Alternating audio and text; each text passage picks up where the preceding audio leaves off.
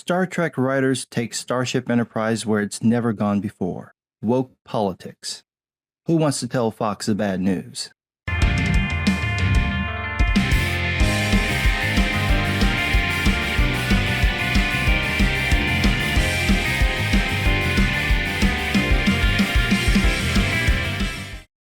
I mentioned a few videos ago that there's a trend on the right of trying to rewrite the history of popular media to claim that the media was politically neutral or was actually conservative when it was anything but.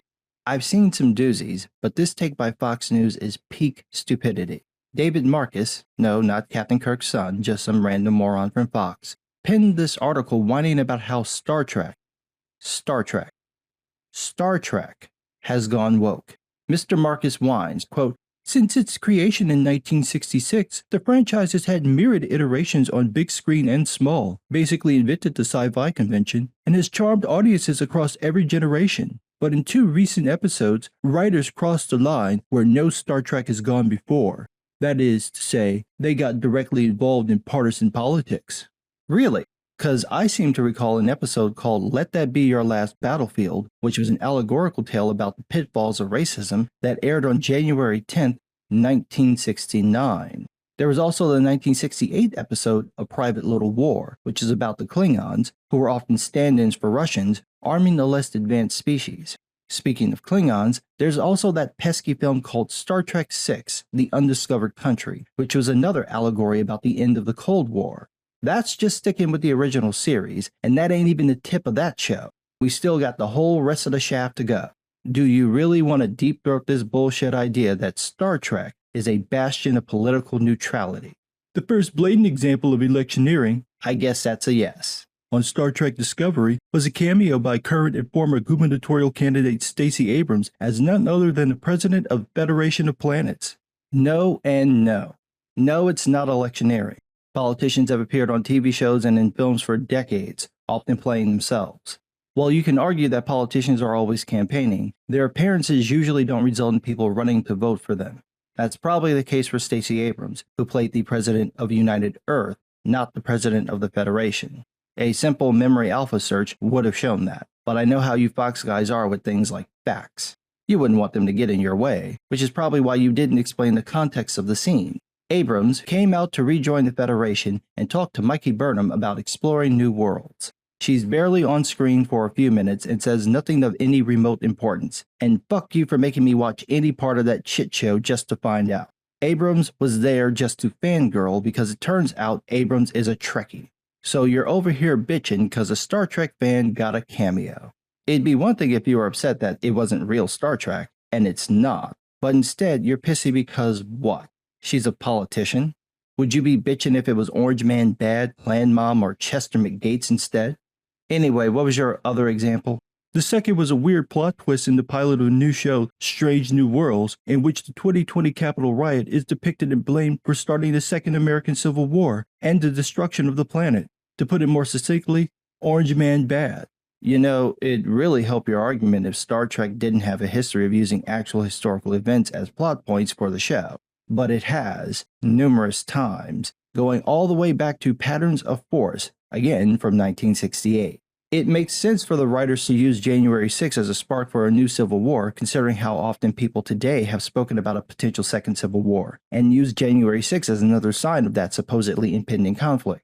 Of course, the idea of another war happening around the late 20th century and early 21st century has long been a part of Star Trek's lore. The eugenics war, which spawned Khan, were supposed to happen in the early 90s. However, as we got closer to and then past that time frame, the timeline got shifted. So these events either happened later or maybe happened at the right time but not as previously described.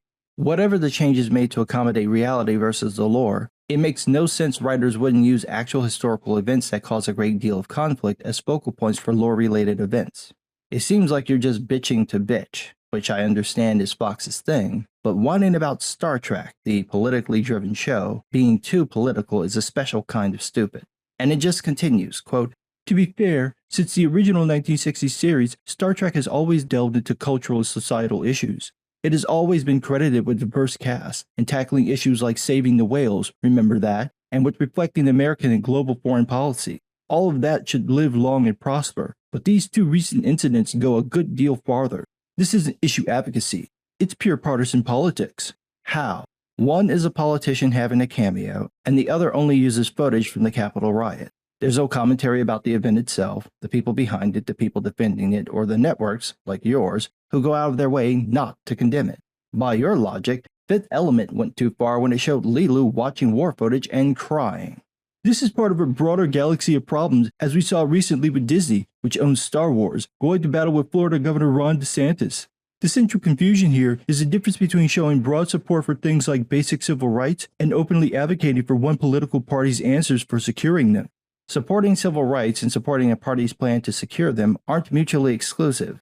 You can do one or the other, both or neither. You don't have to pick just one. I do understand your dilemma though, because none of the Star Trek writers, or the jackasses writing whatever the fuck STD is supposed to be, would ever support your political party's answers for securing basic civil rights, probably because they know your political party's answers don't involve securing those rights. Mr. Marcus goes on, quote, "So, for example, almost everyone supports voting rights, but that isn't the same as supporting Stacey Abrams. I'm sure you have some evidence that almost everyone, I assume you mean conservatives, supports voting rights.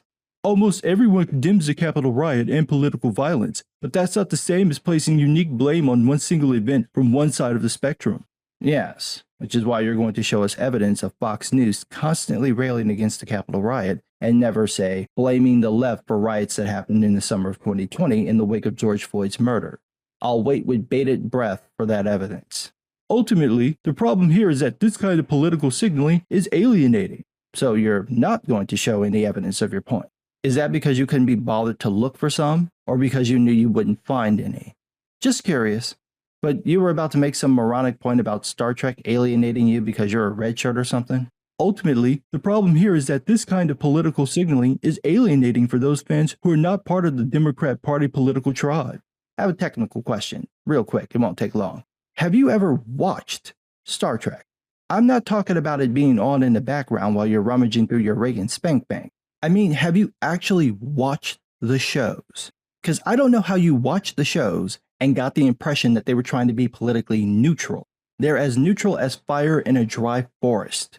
Neutral isn't the end word you're looking for. No, it's not that one either. It's nuanced. Star Trek is nuanced. It is not neutral, and damn sure is nowhere near conservative. So when you say, quote, "As a fan myself, it hasn't made me turn off the shows, but it's jarring and also breaks the narrative spell of fantasy and science fiction, which is why people tune in the first place." Again, I gotta ask, have you ever watched Star Trek? The whole point of science fiction and fantasy is to explore ideas and concepts in a way that you couldn't in real life.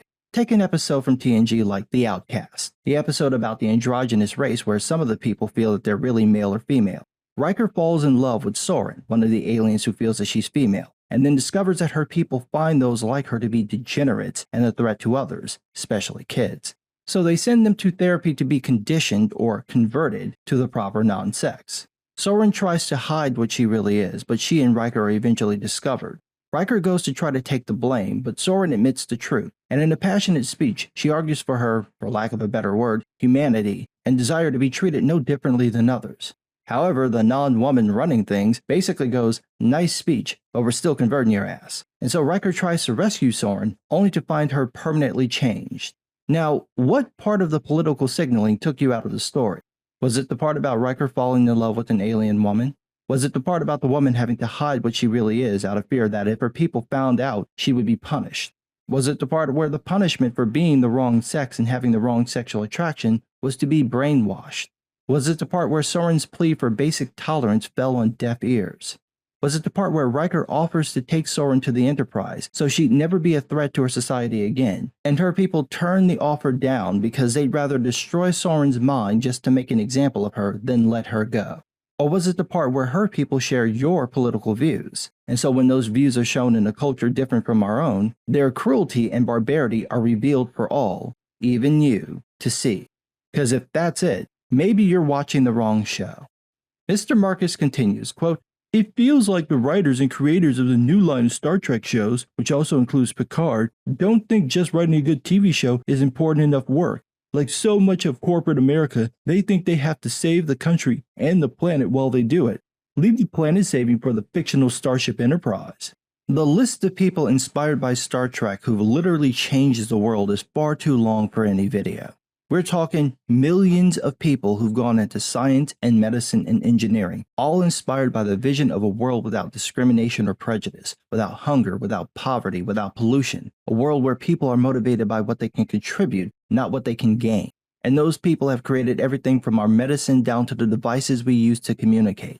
For every person who strives to help humanity, there are those who work to help animals and the environment, doing actual planet-saving work that all of us take for granted. So what the actual fuck are you talking about? The irony is that all 3 new Star Trek live-action shows are quite progressive in the diversity of their casting, and despite hysterical concerns about a backlash that never actually happens, everyone is on board as long as the story and the acting are good. And yet here you are getting hysterical about a show that's always been political, being too political.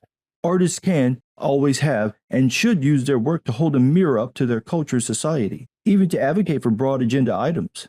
What they shouldn't do is beam the equivalent of a 30-second Democrat Party political ad into the middle of a space adventure. I'm going to hazard a guess that the only person who thought Abrams being in the show was a political ad was you, and maybe some other people who share your worldview. I think most people either wouldn't know who she was, or if they did, just assume the writers added her to the show to trigger Trumpers, which apparently worked. Again, I don't think you would have written this article if the show had Trump or some actual Republican in for a cameo. Perhaps what America lacks more than anything today is a shared set of strong stories that help explain our world. What shared set of strong stories could possibly be told that were unironically inclusive of the broad spectrum of American culture that wouldn't have you calling them woke so often that you sound like an African chick hopping on one leg, barking like a big dog? The Conscience of the King, Measure of a Man, The High Ground, Duet, Far Beyond the Stars, Past Tense, Nothing Human, The Drumhead. All of these episodes would be branded as woke garbage if they were made today, despite the excellent storytelling and acting. Those episodes are, as you say, awash in bitter partisanship. How can we have a shared set of stories if there are people who will disregard those stories the moment the stories challenge their political perspective? He goes on, quote, "It leaves Americans too few places to ponder their lives and communities outside of the context of red versus blue." Well, unfortunately, that seems to be what people want to see. They want their values peddled back at them. And this isn't a partisan thing. Both sides do it, although your side is more likely to do it and to play dumb when called out on it. People don't want nuance, and they don't want neutrality. They just don't want their ideas challenged because they've tied their identity to those ideas. And if those ideas are shown to be bad, well, what does that say about them? The result is that we can't tell stories of any substance because there are too many damn snowflakes. He wraps it up with this, quote, "Star Trek is one of a handful of entertainment brands with the popularity, scope, and reach to be that shared story. But to do so, its creators must choose that universality over scoring cheap, predictable, and partisan political points." I think this tweet by Adam Rogers said it best. You could spend 5 years at a temple in the mountains studying how to be the most perfectly wrong about stuff and still not develop the skills to be this wrong. How sad that you call yourself a Star Trek fan and yet never learned anything from the shows. Tell you what, Mr. David Marcus, why don't you email me and I will pay for your Paramount Plus account so you can watch actual Star Trek and maybe learn to be a better person. But what do I know? I'm just some guy.